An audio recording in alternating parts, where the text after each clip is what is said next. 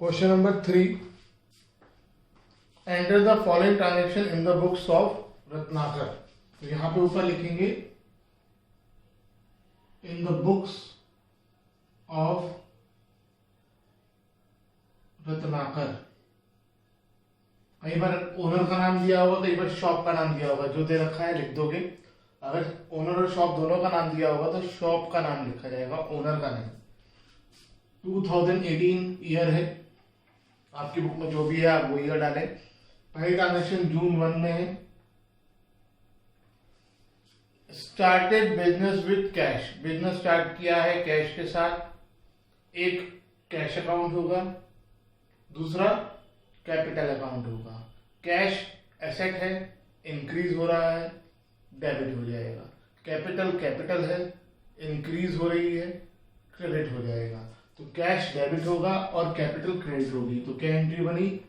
Cash account debit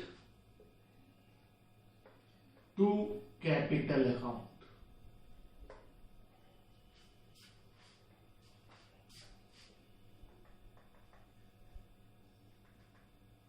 Being started business with cash.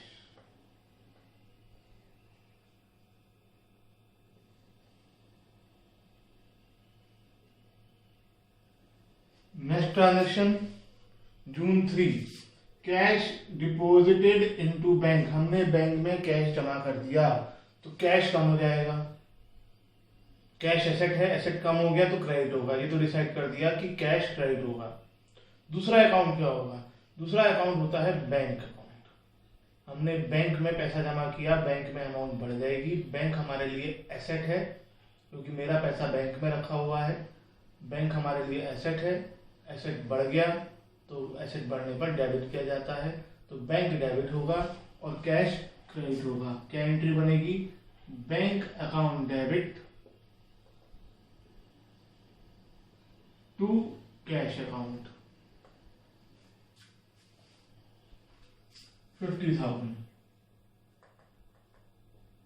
being cash deposited into bank या being deposited into bank. कैश ही जमा किया होगा बैंक में और कुछ तो जमा होता नहीं। जून 7, बॉट गुड्स फ्रॉम सुनील। जैसे ही गुड्स खरीदने की बात हो तो एक अकाउंट तो परचेज अकाउंट है। दूसरा देखना होता है कि कैश आएगा या किसी का नाम आएगा, क्योंकि यहाँ पर क्वेश्चन में ये नहीं बताया है कि कैश या क्रेडिट, और सप्लायर का नाम दे दिया है तो इसका मतलब ये उधार में होगा। तो इसलिए एक परचेज अकाउंट आएगा और एक सुनील आएगा। परचेज हमारे लिए एक्सपेंस है, एक्सपेंसेस बढ़ गए परचेज करने से, इसलिए परचेज डेबिट होगा। सुनील हमारे लिए क्रेडिटर यानी लायबिलिटी है, लायबिलिटी बढ़ गई उधार में खरीदने से, इसलिए ये क्रेडिट होगा। तो एंट्री बनेगी purchase account debit. Normal circumstances में परचेज हमेशा डेबिट किया जाता है to Sunil. Amount 12,000। Being goods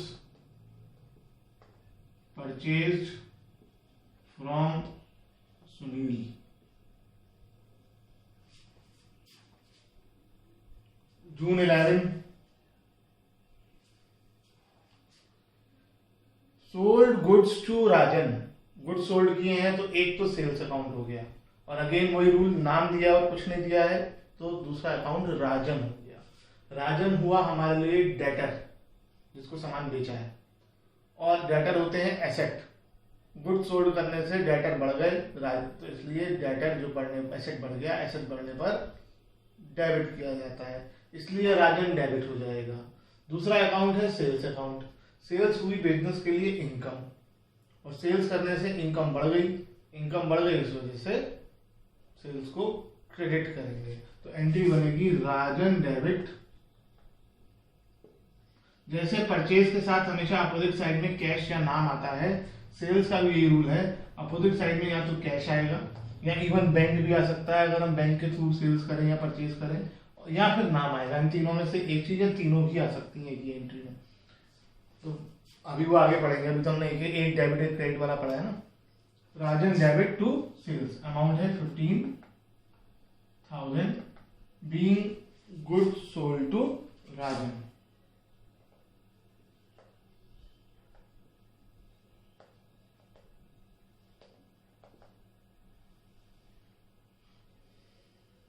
next June 15,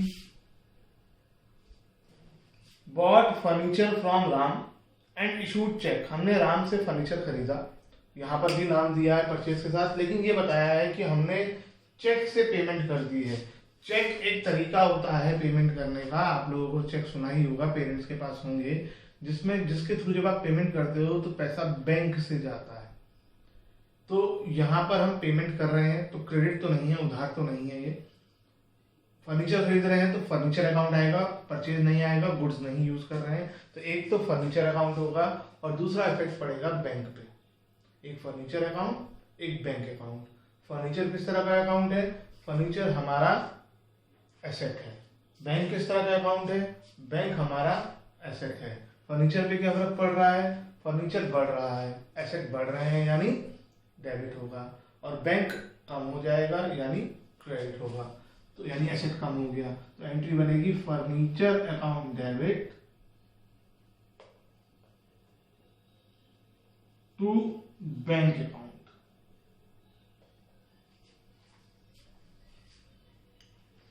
$10,000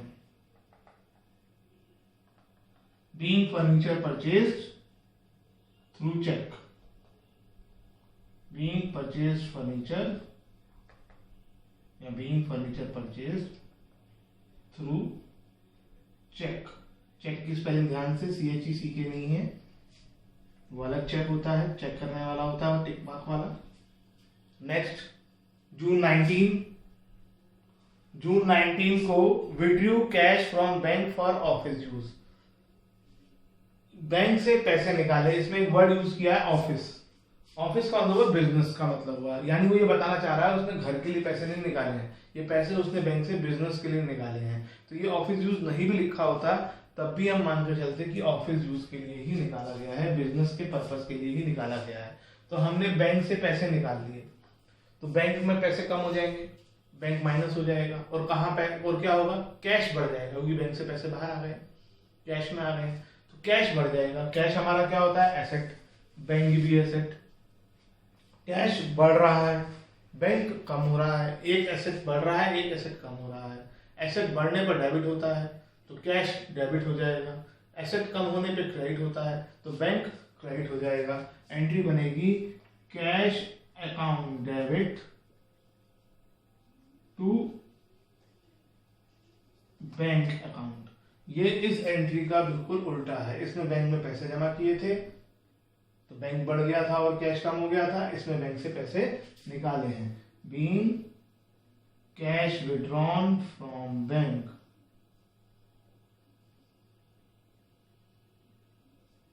being cash withdrawn from bank, amount है 8,000।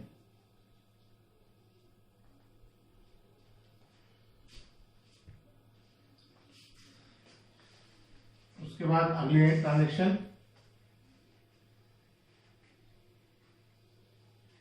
अगले पेज पे आपको ये इन द बुक्स ऑफ और जनरल एंट्री लिखने की जरूरत नहीं है, ईयर भी डालने की जरूरत नहीं है। मेरे पास तो फैसिलिटी है, मैं मिटा रहा हूं बस, आपके पास ये फैसिलिटी नहीं होगी, लेकिन आप हेडिंग डालेंगे दोबारा फॉर्मेट बनाकर। ये ऊपर वाला पोर्शन लिखने की जरूरत नहीं है, ना ही क्वेश्चन नंबर दोबारा डालने की जरूरत है। नया क्वेश्चन शुरू होगा तो नया नंबर डालेगा, ना ही डेट डालने की जरूरत है। ऐसा नेक्स्ट पेज आपका दिखना चाहिए। June 25, return goods to Sunil, goods को सुनील को रिटर्न करें।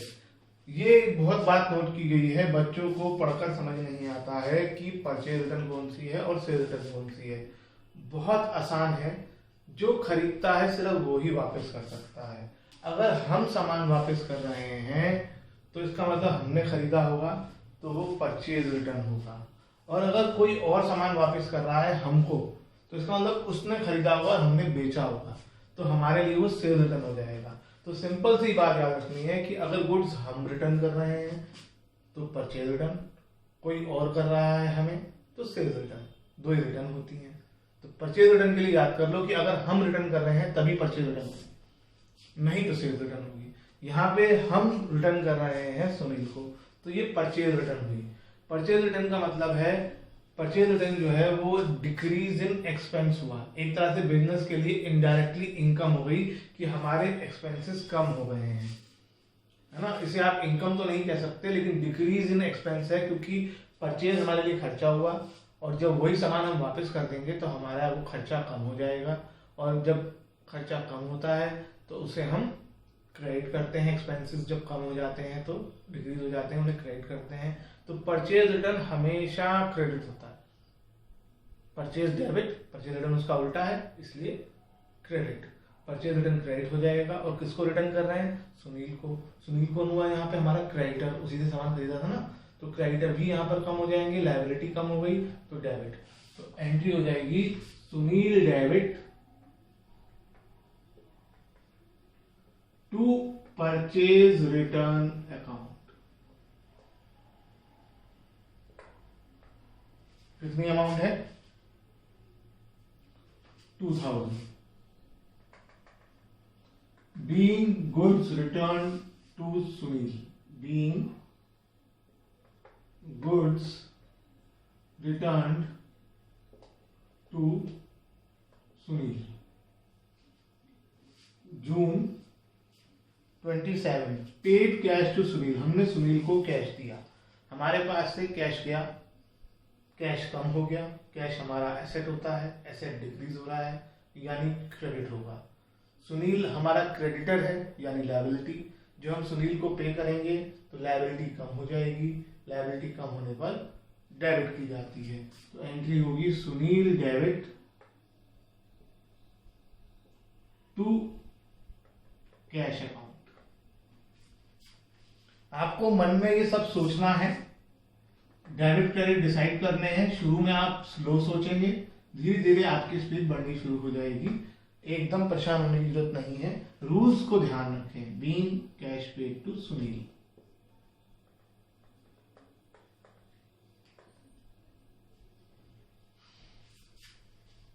जून 29,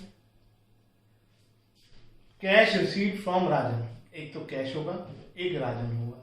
कैश एसेट रिसीव हो रहा है तो बढ़ रहा है, एसेट बढ़ने पर डेबिट होता है, कैश डेबिट होगा। राजन जिस समय पैसा मिल रहा है, जिस समय पैसा पर्सन से पैसा मिले वो हमारा डेटर, डेटर उससे पैसा मिल जाएगा तो डेटर कम हो जाएंगे, डेटर हमारे एसेट, एसेट कम होते हैं तो क्रेडिट होता है, तो राजन क्रेडिट होगा, कैश डेबिट हो जाएगा, राजन क्रेडिट। तो क्या एंट्री बनेगी? Cash account debit to Rajan. Amount कितनी है? 12,000। Being cash received from Rajan.